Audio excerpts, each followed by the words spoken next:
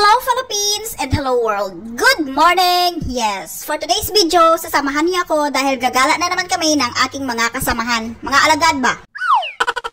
Kaya huwag kayong kukurap dahil medyo malayo-layo itong tin-travel namin at saka marami kaming mga pinagdaanan bago kami makarating dito. To make a short story long, umalis kami sa bahay nang wala sa plano. Instant ba? Instant. Yung kahit hindi pa kayo kumain, pagkasabing tara gala, larga agad. Tapos yung mga gustong sumama ay hinihingal na kakamadali. Kasi takot maiwan, ayan tuloy parang mga lutang. Fast forward, nandito na kami sa target place at tumigil muna kami dito para magpa-picture. Pero parang nakakahiya pumasok sa loob para lang magpusing-pusing. Maganda kasi ang spot dyan kaso wala kaming budget. Isa kasi ang restaurant at napakaganda ang view dyan. Perfect talaga siya sa mga picture-picture. Kaso parang dihado ako kaya sinabi ko na lang na dumiretso na kasi hapon na. Tapos marami pa namang mga magagandang view doon sa taas. Mindset ba? Pero joke lang yun, oy. Hapon naman talaga kami umalis sa bahay kaya kailangan talaga naming magmadali kasi baka maabutan kami ng cut-off ba. Sobrang layo pa naman ang biyahe namin tapos hindi pa kami makakaakyat kung ma-close na. Sobrang nagmamadali na kami lalo nung makita namin na parang wala ng tao dito. Diyan din kasi sila minsan nagpapalagin. Hello guys. Hi guys. Hi guys. Bakit kayo nahuli guys? Bakit kayo nahuli guys? And yun, finally, nandito na rin kami sa aming destinasyon. Sa Bucari Pine Forest na matatagpuan sa bayan ng Leon, Iloilo. Sa lugar kung saan nagmula si Miss Alexi Brooks. Pagdating namin dito sa taas, syempre bumaba kami sa motor Tapos, nagtanong-tanong kami, pero kami-kami lang din naman nagtatanungan. Kami-kami lang din naman nagsagot ng mga tanong namin. Kung magla-login pa ba kami or hindi, kasi alas 5 na. Kaya pumunta na lang kami sa kanilang login area at magtanong para sigurado. So, ayun nga, confirm, may login na, may entrance fee pa. Huwag niyo muna pansinin yan mga guys. Pamangkin kong hunghang yan. Malalaman nyo yan mamaya pagdating sa taas kung ano talaga ang mga pinagsasabi niyan. So, bali pagdating nyo dito, magbayad muna kayo sa entrance, mga 60 pesos each siguro. Hindi ko lang sure. Pero basta yun, may entrance.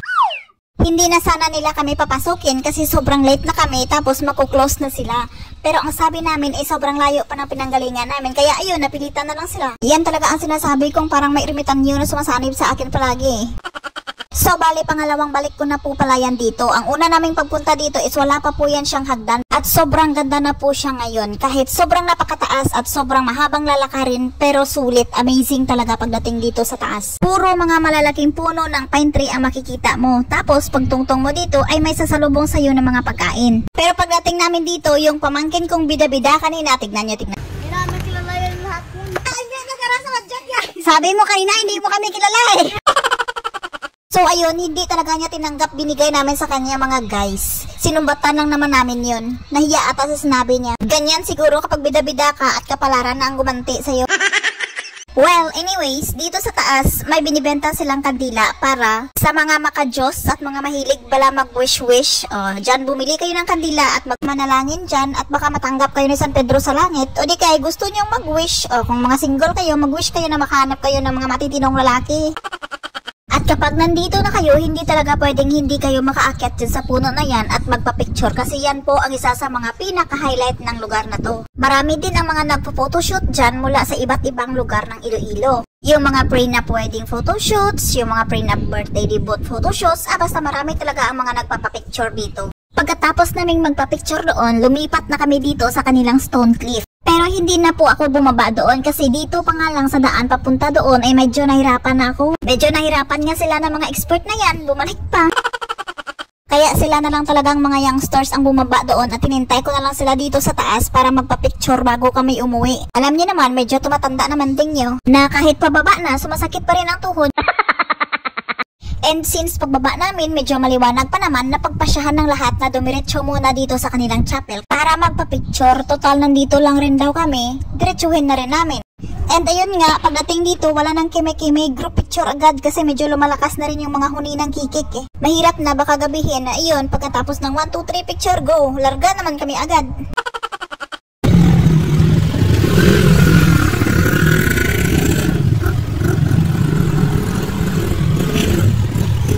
Oops, kaya? Sige, sige. Rough road. May balay to? Oops. Ano mabigat gusto nga dyan ito naman to? Drill ka, drill. Ala, ala, ala. Ala.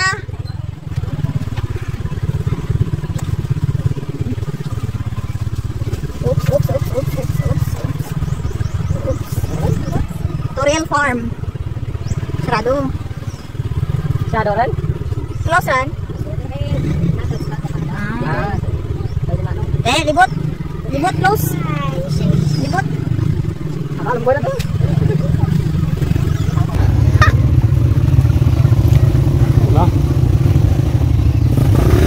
Anong may ginatangka sa babaw? May amo. May amo ang babaw. May amo. Uli, may amo. Deen.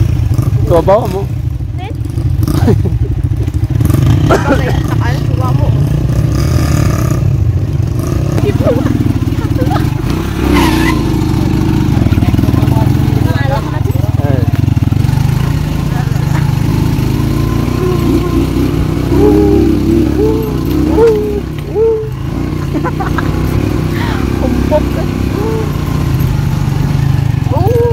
Ayun, at dahil sarado naman ang napuntahan namin, kaka-open lang na perfect spot din sana sa mga picture taking, ay bumalik na lang din kami at dumaan dito sa kanilang batsuyan kasi hindi naman kompleto trip namin kung hindi talaga kami makakakain dito. Pero hindi ko na po siya binidyuhan para matakam lang kayo at mainggit. Marami pa naman sa inyo yung mga malala na dyan.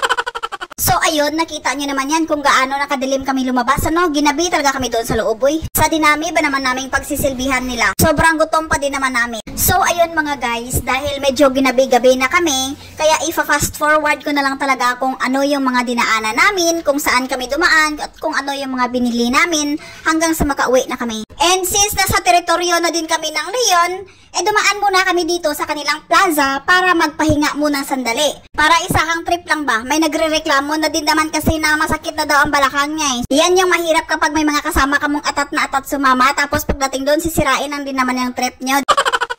Anyways, fast forward ko lang to. So nagpahinga kami konti dito sa kanilang plaza, tapos umalis din naman kami.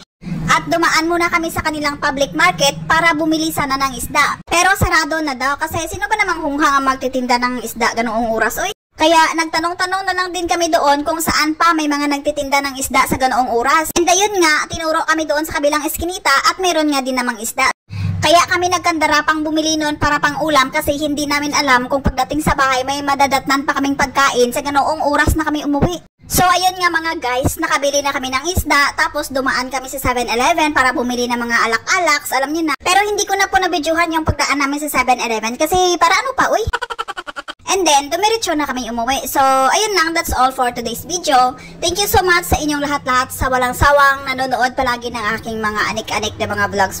And then, sana ay hindi kayo magsawa. So, thank you and God bless. Bye! Don't forget to like, follow, and share.